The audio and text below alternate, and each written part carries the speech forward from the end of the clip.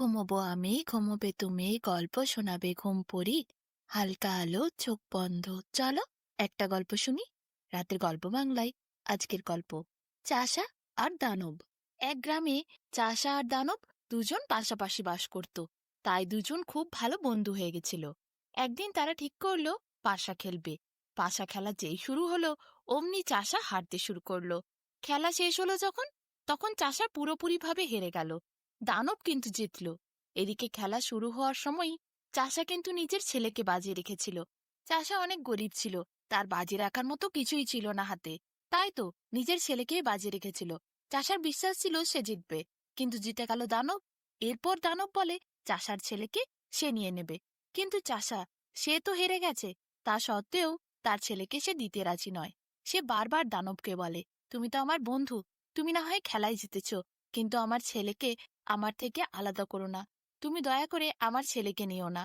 দানব বলে, না, সে খেলায় জিতেছে, সে তার পুরস্কার নেবেই। চাষি কেন বাজি রেখেছিল ছেলেকে?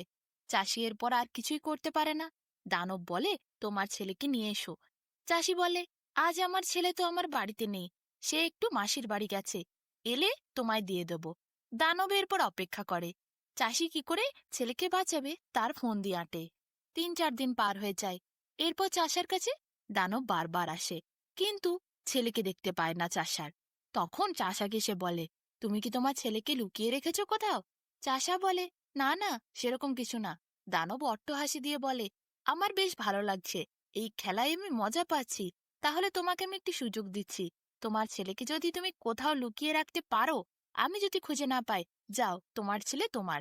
কিন্তু আমি যদি খুঁজে পেয়ে যাই, তাহলে তোমার ছেলেকে আমি নিয়ে যাবই। চাষার ছেলে এদিকে সেই সময় বাড়ি ফিরে আসে। হায়, কি বিপদ! চাষা এরপর ছেলেকে কোথায় লুকাবে? সে তো সত্যি সত্যি মাসির বাড়ি গেছিল। ঠিক সময় সে বাড়িও ফিরে এসেছে। চাচা ছেলেকে বলল, তুই মাসির বাড়ি থেকে এসেছিস, আবার মাসির বাড়ি ফিরে যা। কিন্তু সেই ছেলেটি বলল, না, মাসিরা তো সবাই বাইরে গেছে ভ্রমণে, কেউ নেই, তাই তো আমি চলে এলাম। চাষার মহা বিপদ হলো। চাষা কোথায় লুকোবে ছেলেকে সে আর খুঁজে পাচ্ছিল না। অনেক ভাবনা চিন্তা করে চাষা এরপর একটি শেষে উপায় বার করলো। সে ঠিক করলো দানবকে হারানোর জন্য, দানবের হাত থেকে ছেলেকে বাঁচানোর জন্য দেবতার সাধনা তাকে করতে হবে। এরপর সে ভালো করে দেবতাদের পূজা করতে শুরু করলো। দেবতাদের রাজা সেই চাষার কাছে এসে উপস্থিত হলো। বলল, তোমার দুঃখ কিসের? বলো, তুমি কি চাও? চাষা বলল, আমার ছেলেকে লুকিয়ে দিন, যাতে দানব কোনোভাবেই খুঁজে না পায়। তখন দেবতাদের রাজা ছেলেটিকে নিয়ে গিয়ে একটি সামনের ক্ষেতে গমের মধ্যে লুকিয়ে রাখলো। চাষার মন খুব খুশি ছিল, ছেলেকে গমের ক্ষেতের মধ্যে লুকানো হয়েছে। সেই ছোট্ট গমের মধ্যে ছেলেকে কি আর খুঁজে পাবে দুষ্টু দানব? কিন্তু ঘটনা ঘটল উল্টো। দুষ্টু দানব যেই এলো পরের দিনে, সেই অমনি পুকুরে, বাগানে, উঠোনে, হাঁড়িতে, কড়াতে চারিদিকে খোঁজাখুঁজি করলো দানব। সবকিছু ফেলতে শুরু করলো। আশেপাশের পরিবেশটাতেও খুঁজতে শুরু করলো। সামনেই ছিল সেই গমের ক্ষেত। সেখানে গিয়ে প্রত্যেকটি গমকে সে ভেঙে ভেঙে দেখতে শুরু করলো। চাষার মহাবিপদ হলো আবার। সে ভাবে, এরপর আমি ছেলেকে কিভাবে বাঁচাবো? এমন সময় ছেলেটিকে যে গমের মধ্যে রাখা হয়েছিল, সেই গমটিকে খুঁজে পেয়ে গেল দুষ্টু দানব। সে হাতে করে ভাঙতেই দেখতে পেল চাষার ছেলে। এরপর চাষার ছেলেকে দেখে সে অট্টহাসি দিল, বলল, তোর ছেলেকে পেয়েছি, এই দেখ চাষা, আমি নিয়ে যাব। চাষা তখন ভীষণ ভয়ে কাঁপতে শুরু করলো। মনে মনে সে দেবতাকে ডাকলো। দেবতাদের রাজা সেই সময় চাষার সামনে এসে উপস্থিত হলো। তারপর ভীষণ জোরে বাতাস বইল। দানবের হাত থেকে উড়ে গিয়ে চাষার ছেলে চাষার কাছে চলে গেল। দুষ্টু দানব প্রচন্ড রেগে গেল। দেবতাদের রাজা চাষার ছেলেকে দানবের হাত থেকে বাঁচালো বলে দানবটি প্রচন্ড রেগে গিয়ে চাষার দিকে কটমট করে তাকাতে শুরু করলো।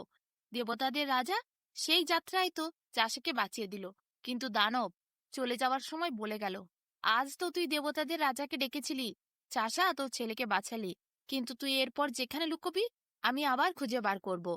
দানব সেখান থেকে চলে গেল। দেবতাদের রাজা বলল, দেখো, আমার না স্বর্গে অনেক কাজ আছে, প্রতিদিন তো আমি তোমার কাছে আসতে পারবো না। তুমি এক কাজ করো, আজ থেকে তুমি আলোর দেবতার পূজা করো। সেই তোমার ছেলেকে এরপর কোথায় লুকিয়ে রাখতে হবে তার সিদ্ধান্ত দেবে। দানবের হাত থেকে তুমি কিভাবে তাকে বাঁচাবে তার উপায় বলে দেবে। চাষা এরপর আলোর দেবতার পূজা করা শুরু করলো। আলোর দেবতা সন্তুষ্ট হয়ে চাষার সামনে এসে উপস্থিত হলো। সব কথা শুনে সে একটি রাজহাঁসের গলার পালকের মধ্যে ছেলেটিকে চাষায় লুকিয়ে দিল। তার পরের দিন আবার দানব এলো। চারদিকে খোঁজাখুঁজি করলো, কিচ্ছু দেখতে পেল না, কোথাও খুঁজে পেল না। সেই সময় কয়েকটি রাজহাঁস প্যাক প্যাক করে যাচ্ছিল। দানব ভাবলো রাজহাঁসের মধ্যে নেই তো। সে রাজহাঁসগুলিকে ধরে একটি করে পালক ছিঁড়তে শুরু করলো। দেখতে দেখতে সেই পালকের তলায় চাষার ছেলে ছিল, সেও সেখান থেকে বেরিয়ে পড়লো। এরপর দানব খুঁজে পেয়ে গেল চাষার ছেলেকে। সে অমনি চাষার দিকে তাকিয়ে হাসতে হাসতে বলে, দেখ তোর ছেলেকে খুঁজে বার করেছি, আমি এরপর নিয়ে যাব। সেই সময় হঠাৎ করে চাষার সামনে আলোর দেবতা এসে উপস্থিত হলো। প্রচন্ড আলোর ঝলকানিতে হাত থেকে পড়ে গেল দানবের সেই পালকটি। আর তারপরই পালকটি উড়ে গেল চাষার কাছে। চাষা পালকটিকে হাতে করে ধরল। এদিকে সেই সময় আলোর দেবতা প্রচন্ড আলো ছিটিয়ে দিল চারিদিকে। ফলে দানবের চোখ জ্বলে যাচ্ছিল। দানব কিছুতেই সেই আলোতে দেখতে পাচ্ছিল না। সে ছুটে চলে গেল। যাওয়ার সময় আবার বলে গেল, আজ হেরে গেলাম, কাল আবার আসবো।